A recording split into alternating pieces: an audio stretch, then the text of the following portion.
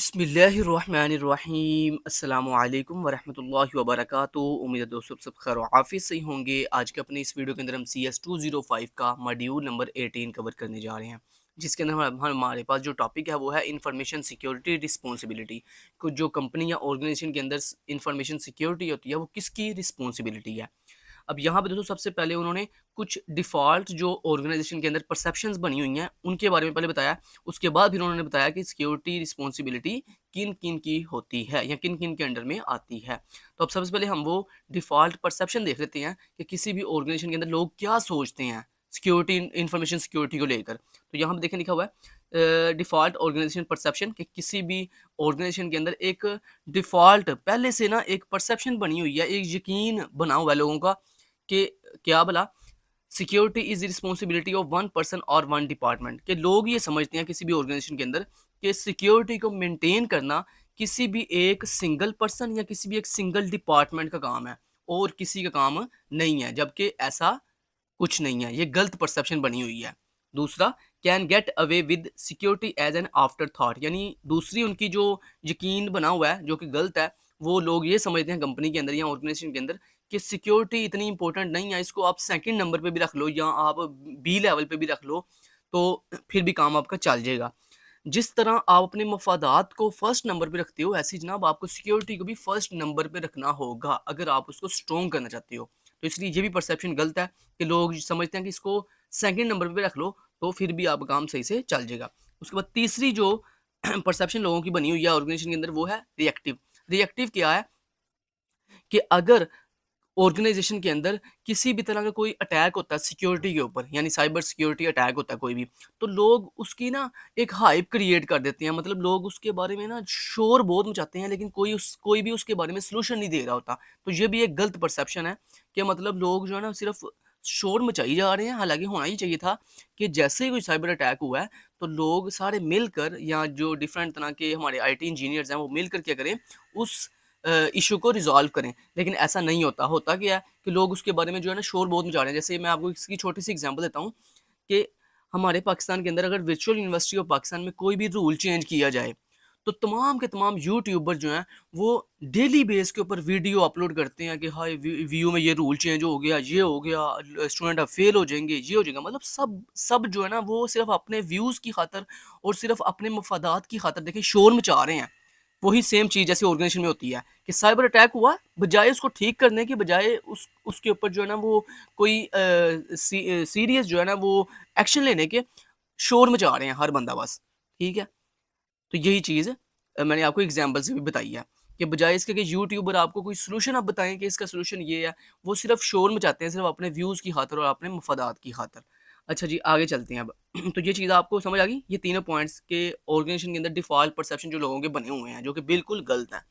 अब बात कर लेते हैं सिक्योरिटी इज़ एवरीवन रिस्पॉन्सिबिलिटी की। जनाब वो कह रहे हैं कि इंफॉर्मेशन सिक्योरिटी किसी एक बंदे की या किसी एक डिपार्टमेंट की रिस्पॉन्सिबिलिटी यानी जिम्मेदारी नहीं है, बल्कि ये पूरे के पूरे ऑर्गेनाइजेशन के अंदर हर पर्सन की रिस्पॉन्सिबिलिटी है। तो यहाँ पे उन्होंने अब 4 पॉइंट बताए हैं। पहला पॉइंट है कि जो कहता है management committee and tone at the top, के किसी भी ऑर्गेनाइजेशन के अंदर जो टॉप लेवल की मैनेजमेंट होती है ना, जिसमें CEO, VCEO, managing director, general manager, president, vice president, तो ये जितने भी टॉप लेवल के सीनियर मैनेजमेंट होते हैं ना, सबसे पहले इनकी ज़िम्मेदारी है कि वो ऑर्गेनाइजेशन के अंदर सिक्योरिटी को क्या करें, मेंटेन करें, सिक्योरिटी को बेहतर से बेहतर बनाएँ।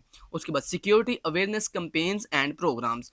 उसके बाद दूसरी उनकी जो ज़िम्मेदारी आती है, वो ये आती है कि वो सिक्योरिटी की अवेयरनेस दें अपने डिफरेंट तरह के एम्प्लॉइज़ को, अपने डिफरेंट तरह के ऑफिसर्स को, किसके थ्रू? डिफरेंट कैम्पेन्स के थ्रू या डिफरेंट प्रोग्राम्स के थ्रू। उसके बाद तीसरे नंबर पे उनकी क्या ज़िम्मेदारी है सीनियर मैनेजमेंट की? A strong and effective security programme, कि वो ऐसे इफेक्टिव सिक्योरिटी प्रोग्राम बनाएँ, जिससे हमारी सिक्योरिटी जो है वो कंपनी के अंदर या ऑर्गेनाइजेशन के अंदर बहुत ही स्ट्रॉन्ग हो जाए।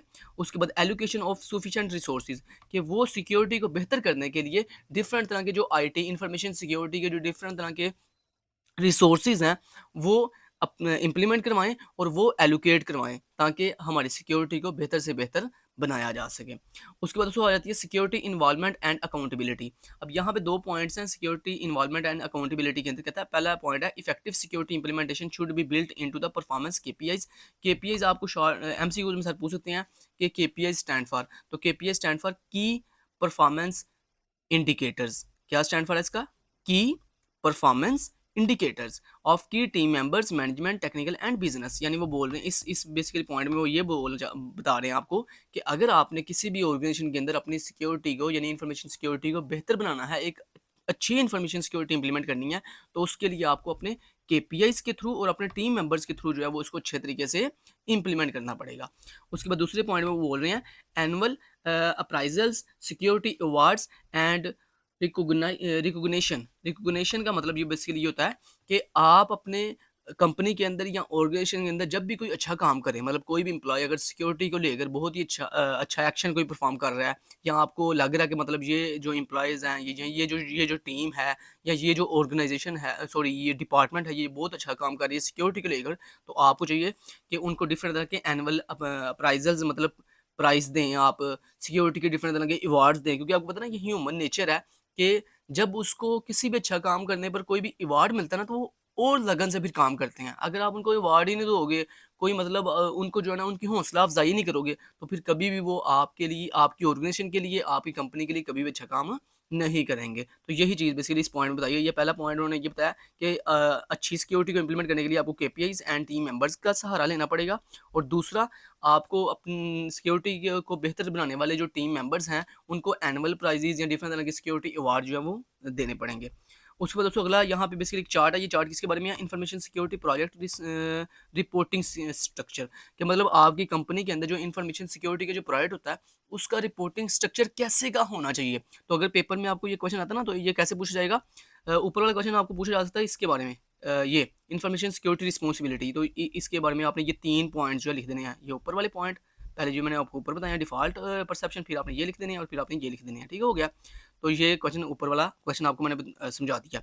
उसके बाद ये क्वेश्चन किस तरह से आपको आ सकता है? Information security provide reporting structure के बेसिकली आपको पूछा जा रहा है कि बताओ कि किसी भी ऑर्गेनाइजेशन के अंदर इन्फॉर्मेशन जो सिक्योरिटी होती है, उसके प्रोजेक्ट का रिपोर्टिंग स्ट्रक्चर कैसे का होना चाहिए? तो जनाब उसका रिपोर्टिंग स्ट्रक्चर कुछ इस तरह का होना चाहिए कि जो सबसे पहले आपकी जो आईटी या इन्फॉर्मेशन सिक्योरिटी टीम्स हैं, वो डेली डेली बेस पर जो है, वो आपकी सिक्योरिटी को चेक करें और उसको मेंटेन करें। उसके बाद फिर दूसरे नंबर पे आते हैं इन्फॉर्मेशन सिक्योरिटी मैनेजमेंट कमेटी। पहले नंबर पे कौन था?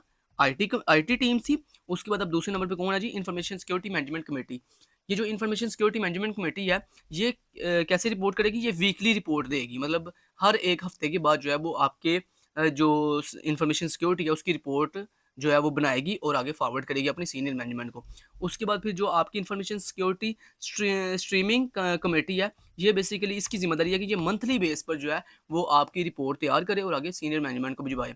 और उसके बाद लास्ट पे आ जाता है बोर्ड। बोर्ड मीन वही आपकी सीनियर मैनेजमेंट, उसको चाहिए कि वो क्वार्टरली क्वार्टरली कहते हैं बेसिकली हर जी, यानी 6 महीने बाद या हर 3 महीने बाद, मतलब इस तरह से जो है ना वो क्या करें कि सबसे पहले आपकी इन्फॉर्मेशन सिक्योरिटी की जो है रिपोर्ट है उसको जो है ना वो देखें, और उसको देखने के बाद जो जो भी उन्होंने एक्शन लेने हैं वो एक्शन लें, या अगर कोई इश्यूज़ हैं इन्फॉर्मेशन सिक्योरिटी में उनको उनको ठीक करवाएँ और उसको अच्छे तरीके से मेंटेन करें क्वार्टरली।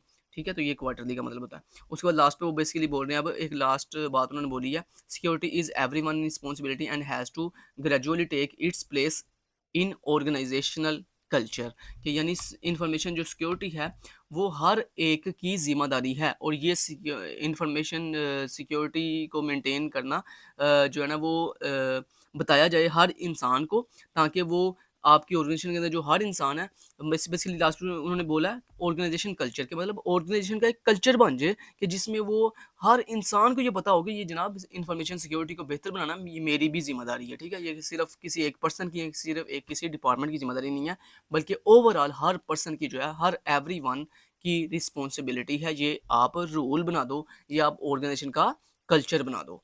ठीक हो गया? तो ये दोस्तों लेक्चर मॉड्यूल नंबर 18 जिसमें हमने इन्फॉर्मेशन सिक्योरिटी रिस्पॉन्सिबिलिटी की बात की।